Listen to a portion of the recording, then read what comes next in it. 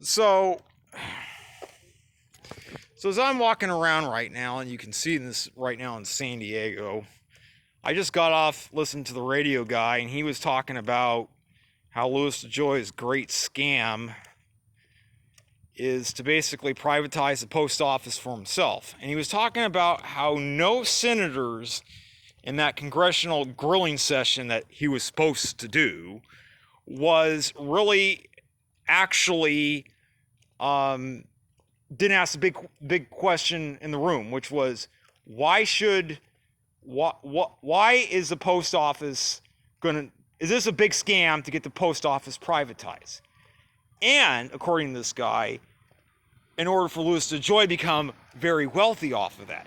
Now, did you hear anybody say that this guy is ultimately scamming himself to basically rig the election for Trump, and then he gets the contract to administer the UPS, the Postal Service? So basically, this is the ultimate grift. Is that this guy, if this guy's right, Louis DeJoy is effing up our elections.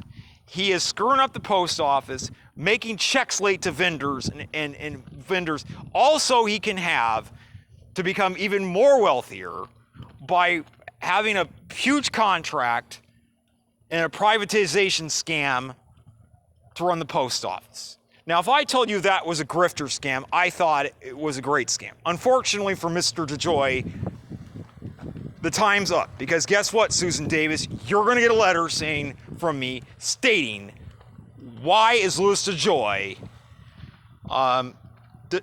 doing all this stuff? Is he trying to make himself rich and on a scam to privatize the post office so he can get wealthy, elect Trump, put us in fascism, and so you get more wealthy?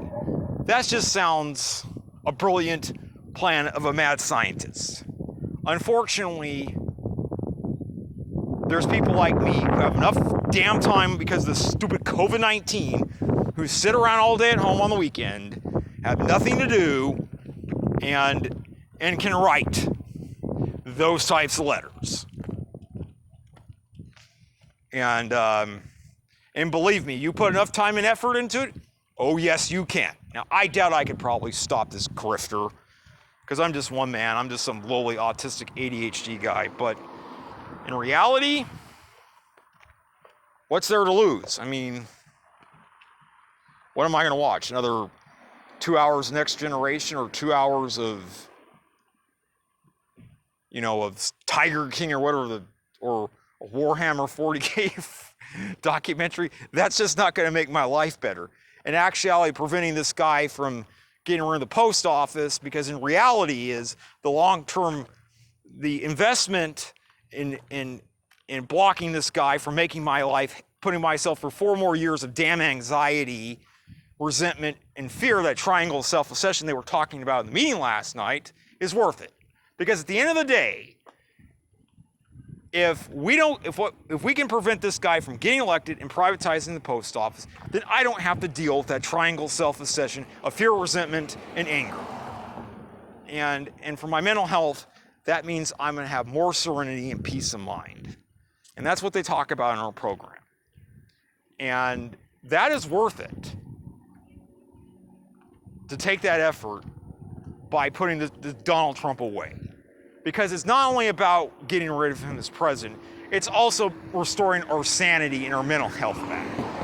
Because that guy just, he creates an external tension and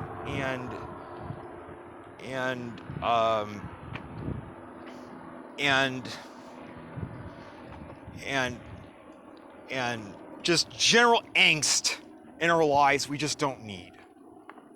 I mean, at work today, they were going crazy about their mental health. They were talking about our team bi-weekly team building meeting we have on Zoom. And that's just, we don't need that. There's too many mental health problems, and dumping Trump is all good for our mental health and serenity. I don't care what Tucker Carlson says, because maybe for the Trump supporters, but I can tell you that at the end of the day, the reality is they're going to feel better. They just don't know it. Anyways, I'm shutting up.